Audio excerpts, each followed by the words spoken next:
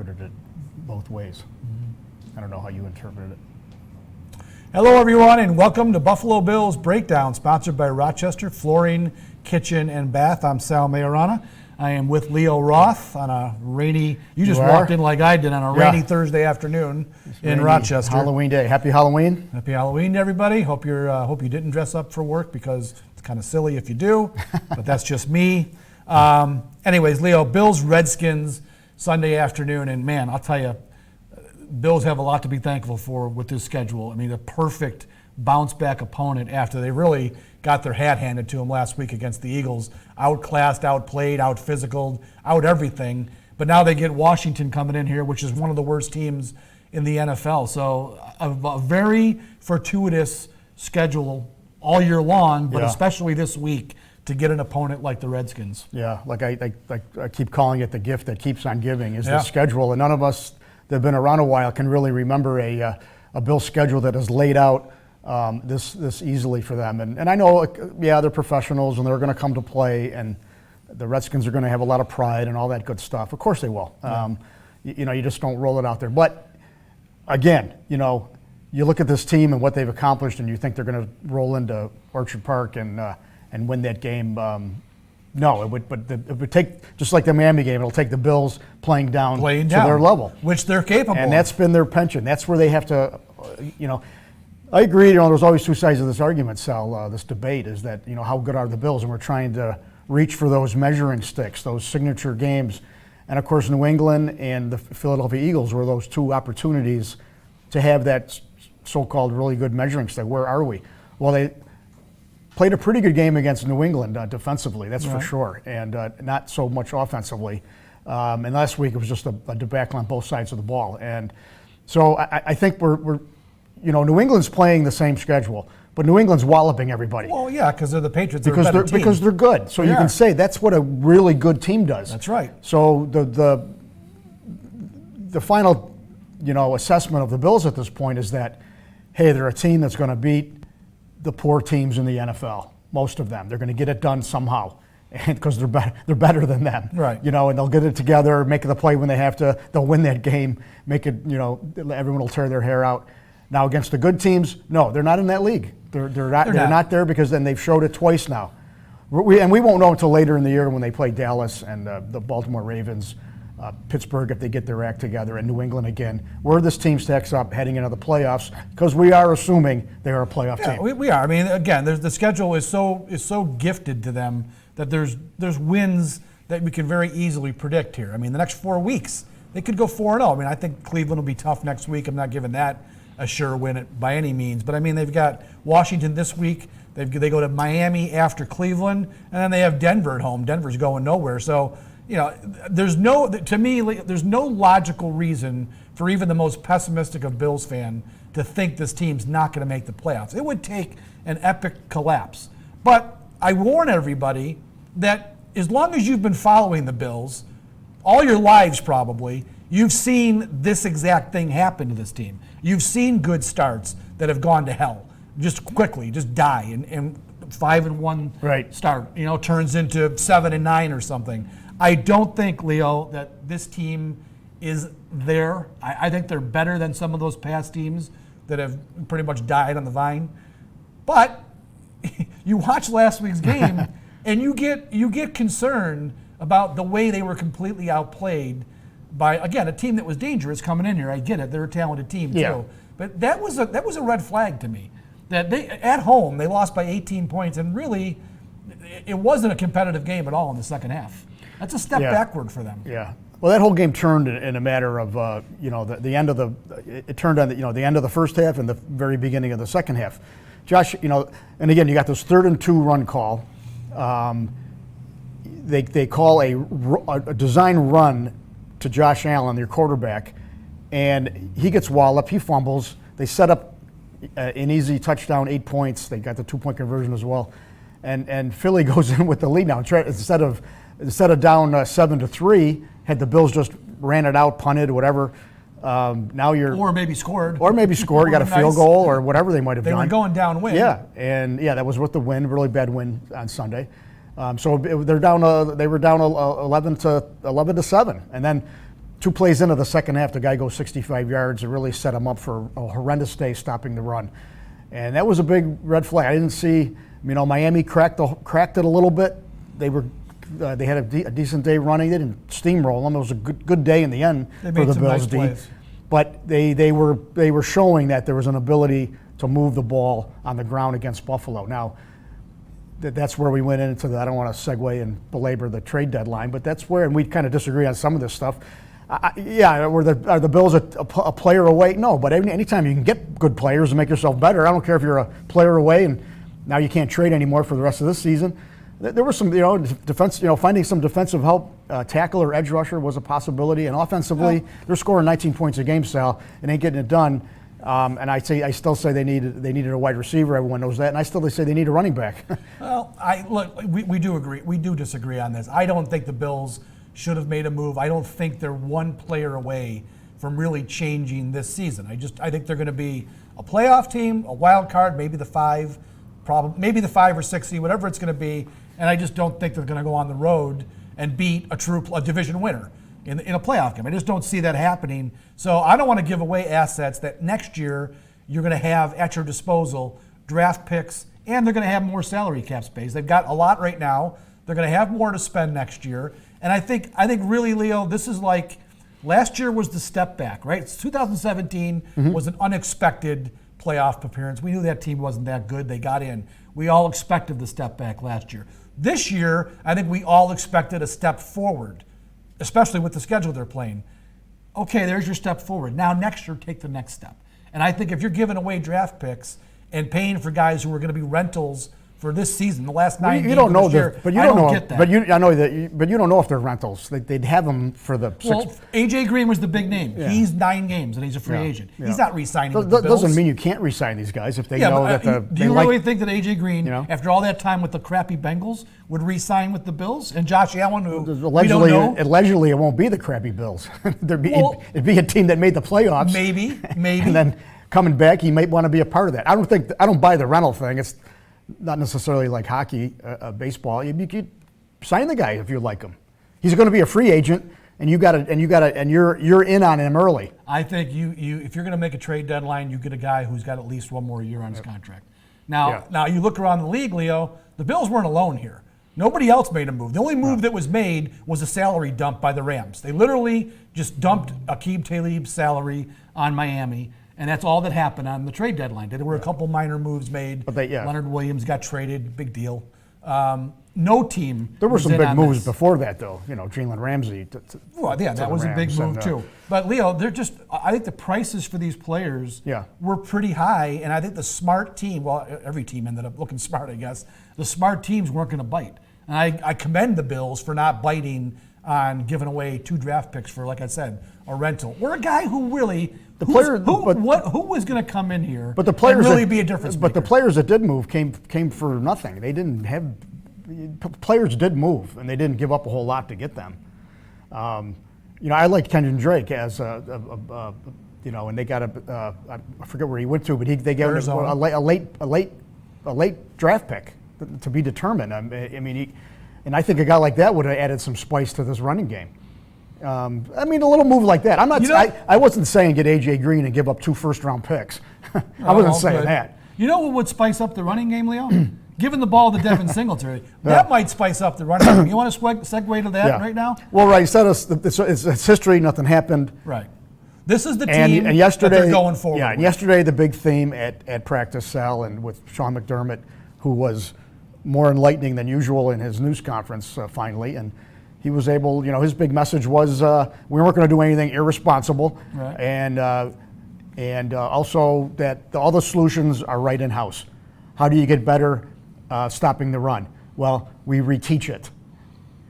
I don't like that. I don't know what it says that you got to reteach professional football players how to tackle and play their positions. That every week, right? They're teaching. Yeah, so week. They're teachers, so they're going to go there. How do you get better on offense? Score more points. Well, you don't go in and get A.J. Green. You don't turn the ball over. You stop making penalties, a false start.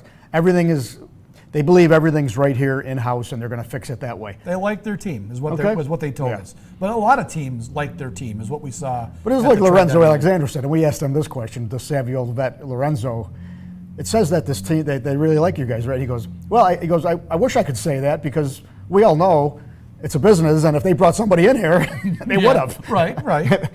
So, but I just don't think there was a move to be made. Yeah. I just really don't. And I'm glad they didn't jump at something and be foolish. I'm okay with that. It was also interesting, reading between, and there was a lot of this going on yesterday with McDermott. How he towards the end, he was talking about how sometimes one of the reasons he and Brandon Beane work so well together is that, they have a good relationship, they're good football men, but they're all on, they talk each other off the ledge when somebody wants to break from the process. So and Sean seemed to allude, I don't know, maybe if he cracked a little bit of a smile or not, but maybe Brandon Beane did want to make some move. And Sean said, hey, listen, I don't really like that guy. I like what we're doing. Here's why. And they had discussions about it. When he made that comment about we've done too many things, irresponsible things in the past, that wasn't, to me, that wasn't just a shot at Doug Whaley and all the other guys who were here before them. Of course, they made bad moves too. I think that was also, we have made mistakes, meaning we have made mistakes here, and we need to stop doing that. There's been a few moves that have I'm glad you said that, Sal, because after you had left yesterday, we had some of the guys, we were actually having that debate. We were trying to, we were going, what do you make of McDermott's, there's been too much irresponsible moves in the past here. I'll leave it at that. And my interpretation was exactly what yours was. Yeah, Doug Whaley, Rex Ryan, maybe before that, Buddy Nix, on and on. Mm-hmm. And then also ourselves. Hey, we've been here 3 years, and not everything we've done has turned to gold. Hey, I mean, they traded Ronald Darby, who played well last week for the Eagles. They traded Sammy Watkins. They got rid of Marcel Darius. The Kelvin Benjamin move was a disaster. So, these guys have done some things that haven't all panned out. Say what you will about the trades of Darby, Watkins, and Darius. I mean, they were made for a reason, and we understood it at the time. But those were three pretty good players. I mean, Darius is a knucklehead, but irresponsible is, I guess, can be interpreted lots of different ways. Irresponsible might just be doing something totally crazy, like, I mean, even, I know Doug Whaley will get a lot of criticism for the Watkins move, how he gave up a first rounder. Yeah. But you know what? Sammy Watkins is a hell of a football player, and he liked him, and he wanted him, and he got him. Now, was that irresponsible? I don't really know. A lot of teams have given away over the years a number one pick for a player that really turned out good. Now, maybe it wasn't that smart because they really didn't have a great quarterback to match up with Sammy Watkins. It doesn't mean that was a bit, So, and then of course, I mean, Sean McDermott himself. I mean, he will, when it's all said and done on his career, he will have to live with the Mahomes deal. He gave away he picked up a number one, traded that pick to, and you think Andy Reid's regretting making that move with Buffalo? No, absolutely Giving up not. a number one? Hell no. He got a great young quarterback. So I think, but I guess my interpretation was exactly what yours as. They're saying, hey, they were content to stand pat, no regrets. They're going to go and they're 5-2, playing the Sisters of the Poor every week, and let's get there. Let's make the playoffs. It's another positive step. So let's talk about the offense. Obviously it was a bad day last week against the Eagles. Eagles were, I thought, a talented team coming in here. Fletcher Cox was great. The Bills had no answers for him. But, Leo, this just to me continued a season-long progression of this offense really just kind of spinning its wheels. It really hasn't scored 28 points against the Giants. That's the high water mark of the year. They've topped 20 points on offense. Remember the Miami game, they had a return. They've only been over 20 points, offensive points, scored 3 times in 7 games. And, of course, they've won 5 of them because they've played well on defense against bad teams. Leo, this offense has got to start figuring it out. And I wrote a whole column today. I offered 4 things they need to do. And one of them, Devin Singletary. I just don't get what the plan is for this kid. You got rid of LaShawn McCoy, we thought, because you were going to hand the keys to Singletary and have Frank Gore, come in and spell him and share the load.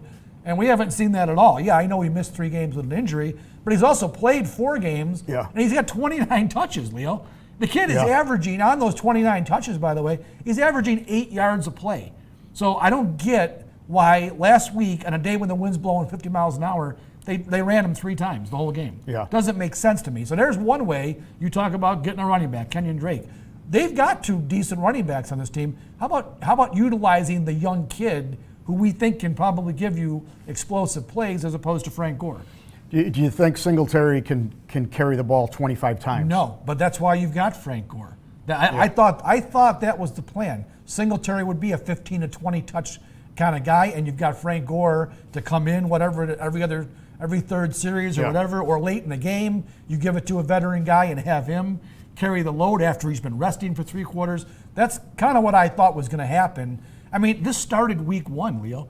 Week 1, Singletary didn't get a touch until the 3rd quarter. He was on the field the whole time, and they didn't give him the ball or throw him the ball. Yeah. So I'm confused by what Brian Daboll's doing here. I think a part of it with Daboll is that he's got Josh Allen. He's got this big, brawny piece of clay trying to figure out what to do with Josh Allen. And Josh Allen's ran the ball 53 times. Yeah. A lot of it was on his own doing, but a lot of, I'd have to go back and count them all up. Maybe you have. There's too many. There's got to be 15 times he was run the ball. I bet and you're that's close. just, I don't want to see my quarterback run the ball at all. No, that play last week, Leo, that was the worst call he made all day. I mean, yeah, he fumbled it. He can't predict he's going to fumble. But why were they running Josh Allen on 3rd and 2? You've got Cole Beasley who could go out and get a 4-yard completion. You've got your tight ends. You had Gore or Singletary. Why they had to run that play? I don't mind Josh Allen running, Leo, when he's scrambling and he needs to make a play. I don't want him getting designed runs. I mean, when you design, here's I'm running my quarterback. Here's my play. That just was dumb. The guy, he's already had a concussion, whatever he had there against New England. And that's my other point, Sal. If it's 3rd and 2, and you don't have a running back to give the ball to, then I'm saying then you need a running back. Yeah, because obviously Daboll doesn't have any trust in Gore or Singletary. And I find that hard to believe, especially Gore. Now, I wouldn't have been a proponent of a 3rd and 2 run there when you're inside. You've got the 2-minute warning. And that's what you have Cole Beasley for, too. That's what I've just said. I don't get why they can't figure out something in the short passing game. They've improved their weapons on offense. I thought, to be honest with you, I thought Cole Beasley, he's second on the team in targets and in receptions, but I kind of expected more. I really thought he was going to be 10 times a game. They're going to target this guy. He'll make 7 or 8 catches, and I thought he was going to be an automatic option for Josh Allen on that exact kind of play, 3rd and 2. You need something quick. Brandon Beane told us when he signed him, this was the guy who got open quicker than anybody we scouted. Well, where was he on 3rd and 2? Why didn't you do that? So I'm frustrated by that. The running game, when you've got Josh Allen as your quarterback, we know this kid is still, I'm not going to say remedial in the pass game because he's not. He's gotten better.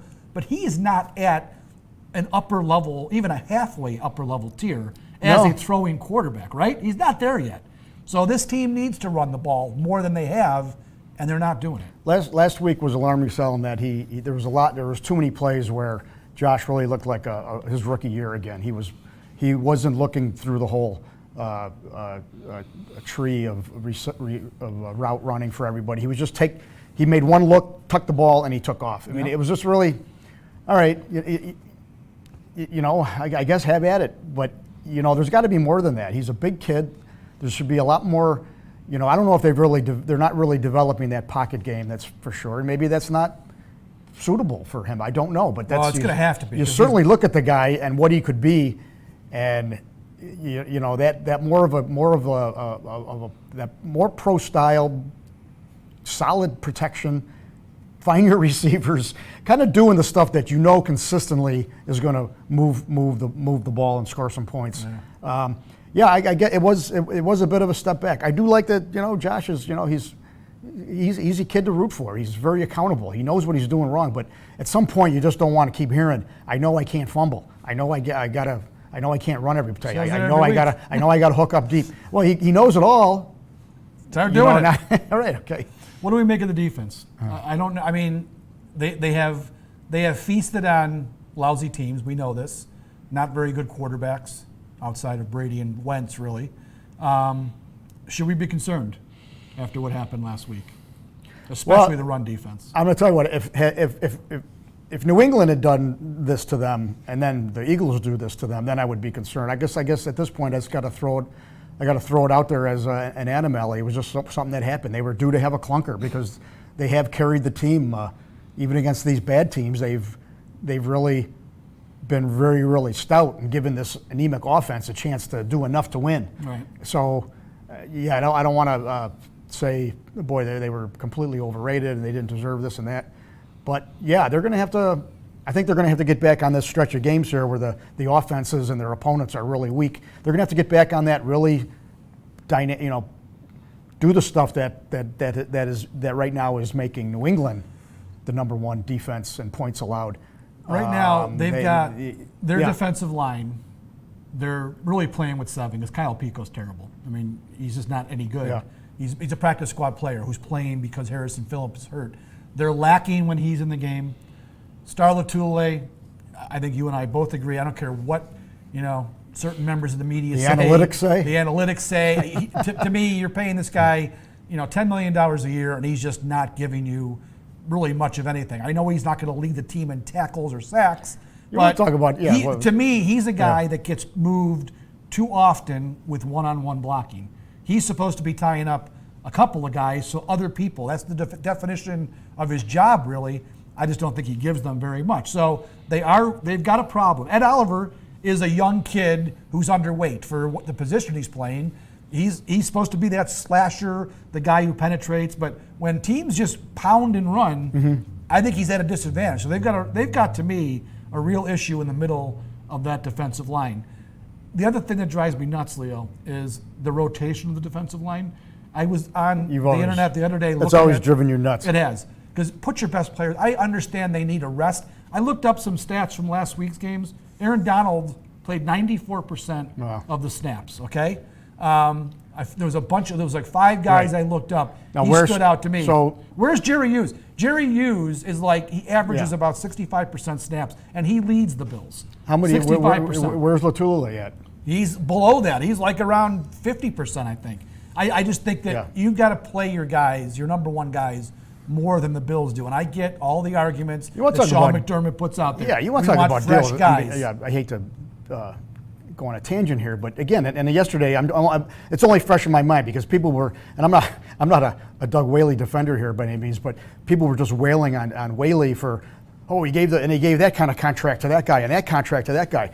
Well, Star Lotulelei, but my God, this deal contract. is a deal that's, talk about a cap hit. Yeah, it is. It's an awful deal, and he's a Carolina guy, which they have an affection for.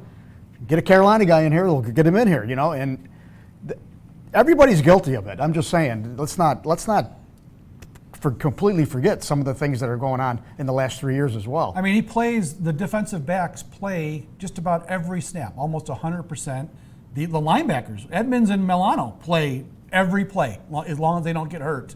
I don't get why you don't use your best defensive linemen a little more than they do. If you want to play Kyle Pico 10% of the snaps, and Shaq Lawson and Murphy, that's probably a more reasonable split there. But on the other side, Daryl Johnson, I mean, why is he even playing? Jerry Hughes should be playing 80 to 85% of the snaps, as far as I'm concerned. Leave your best players out there. Yeah, they're going to get rest. You can blow them for a couple plays there, but I don't like that Jerry Hughes and Trent Murphy lead the defensive line at 65% snaps. That's a problem for me. Yeah, well, and then you juxtapose that to an Aaron Donald, and you're seeing he's playing 95% of the snaps. He did last week, great. And he plays a lot every week. The best players. Kind of makes Von sense. Miller plays about 85% of They're the very. snaps. I will say, Sean McDermott. That's very him and Leslie Frazier. That's a big philosophy with them is to have fresh bodies. But I want those bodies better also be good. Mm-hmm. Otherwise, what's a fresh body? Obviously, putting a fresh Pico out there is not doing it for you. When Harrison Phillips got hurt, I was like, I never thought Harrison Phillips would be missed so much. I mean, he's a good player, but to me, he was a backup. I mean, he was starting to. I guess in the first 3 games, he was pushing Star Lotulelei out a little bit. The snaps were actually pretty even before he got hurt. So maybe he would have eventually been the starter. But are they really going to bench Lotulelei in his $50 million contract? I don't know. I just didn't think the Harrison Phillips injury would end up being maybe as impactful as it turns out it might. I need you to take on Star Latule's contract and analyze that. Well, I told you what happened in the locker room yesterday, or Sunday, which really irritated me. When Vic and I talked to him, right? Vic and I are over there talking to him and asked him basically, "Aren't you frustrated that they just ran all over you?" And no, I'm not frustrated. I'm like, that was Vic's question. So I followed up like, really? I mean, they rushed for 218 and you gave up 31 points. That doesn't frustrate you? And he looked at me with these evil eyes and just said, no. I'm like, well, then I walk over to talk to Tremaine Edmonds, and Shaq Lawson said the same thing. Yeah, it was frustrating, man. I mean, we just don't want to be run on like that. So I'm like, what are you doing? Why weren't you frustrated? Why weren't you aggravated that they just handed you their hat? They ran all over you for really 2.5 quarters probably. It was frustrating to me. So I'm kind of on his case this week because I was so aggravated by his lack of, accountability or just, I know he cares, but it just seemed like, it seemed like he didn't care with the answer he gave me. I was aggravated by that. So we're way off tangent here. We got going there, Leo. All right. Look, Redskins game. Everyone in the locker room yesterday said, Adrian Peterson. That's basically their offense. Adrian Peterson, future Hall of Famer, but he's basically Frank Gore, Leo. I mean, maybe a little more dynamic. Yeah. But this is an aging running back. If they can't slow down Adrian Peterson, then there's real problems with this defense. But he is their only offense. They have a rookie receiver, Terry McLaurin, good player. But the problem with the Redskins this week is their rookie quarterback might have to play. Dwayne Haskins, the kid from Ohio State. Case Keenum's in concussion protocol. So if he doesn't come out, and he wasn't out on Wednesday, I haven't seen the report on Thursday today. But if Haskins has to play, Leo, this would be his first NFL start, and he's nowhere near. I mean, you think Josh Allen's a little bit. Dwayne Haskins is nowhere near being ready to play. I think one of the reasons the Dolphins didn't play Josh Rosen here and they started Fitz for the exact same reason. He's a kid with even more experience. Right. And I just don't think they wanted to throw him into Orchard Park and in that environment. Right. And, Against and the ruin good him, what we thought ruin was a him good even defense. more. Yeah. So. Yeah, if I'm going to tell you what, if it's Haskins, a nice player in college, I tell you what though, you're right. This would be one of the worst spots that you want to debut in. So, and I would expect this Bills defense to really just eat them alive. So I hope so. I hope they do. It should be. Because I'm going to tell you what, if they just don't pitch a shutout or give up a field goal maybe or just dominate. Well, then it's all fair game in this defense. The funny thing is, we were talking the same way 2 weeks ago when Miami came in. Even with Fitz, I thought Fitz would give them a better opportunity to move the ball, but I sure wasn't thinking 21 points. So that was disappointing. So with Washington and given their quarterback situation, there's no reason for the Bills defense to not go out there and completely shut them down. I think I picked a little while ago 20-6 on the radio. I gave them a couple field goals.